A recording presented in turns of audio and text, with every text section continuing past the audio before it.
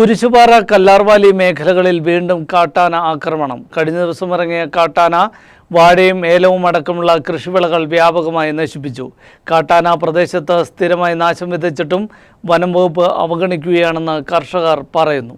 പള്ളിവാസൽ ഗ്രാമപഞ്ചായത്തിലെ കുരിശുപാറ കല്ലാർവാലി പ്രദേശത്ത് ജനവാസ മേഖലകളിൽ കാട്ടാന പതിവായി ഇറങ്ങുന്നതോടെ പ്രദേശവാസികൾ കടുത്ത ഭീതിയിലാണ്. ബുധനാഴ്ച രാത്രി വീണ്ടും കാട്ടാന ഇറങ്ങി പ്രദേശവാസിയായ പുത്തമ്പുരയ്ക്കൽ മുനിയാണ്ടിയുടെ ഏലം, വാഴ ഉൾപ്പെടെയുള്ള കൃഷിവിളകൾ വ്യാപകമായി നശിപ്പിച്ചു.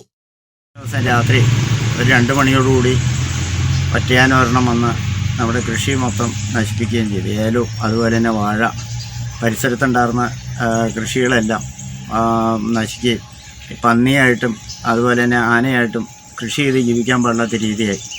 അതുകൊണ്ട് എനിക്ക് പറയാനുള്ളത് എന്താണെന്ന് വെച്ച് കഴിഞ്ഞാൽ ഫോറസ്റ്റ് ഡിപ്പാർട്ട്മെൻറ്റ് ഇതിനെ സംബന്ധിച്ചൊരു ഈ ആനയെ വിരട്ടി ഓടിക്കാനോ അല്ലെങ്കിൽ കൃഷി സംരക്ഷിക്കാനുള്ള ഒരു നടപടി സർക്കാരിൻ്റെ ഭാഗത്തുനിന്നും അതുപോലെ ഫോറസ്റ്റ് ഡിപ്പാർട്ട്മെൻറ്റിൻ്റെ ഭാഗത്തുനിന്നും ഉണ്ടാവണമെന്നാണ് എനിക്ക് പറയാനുള്ളത്. എന്നെപ്പോലെ തന്നെ നിരവധി ആളുകളുടെ കൃഷി ഈ അടുത്ത ദിവസങ്ങളിലായി ഇതുപോലെ കാട്ടാന ഇറങ്ങി സ്ഥിരം ശല്യമാണ്.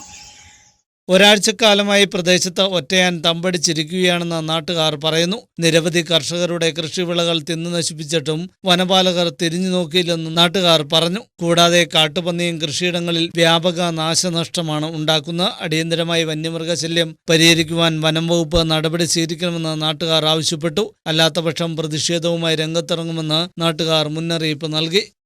KS Anumod, news bureau, Adimali.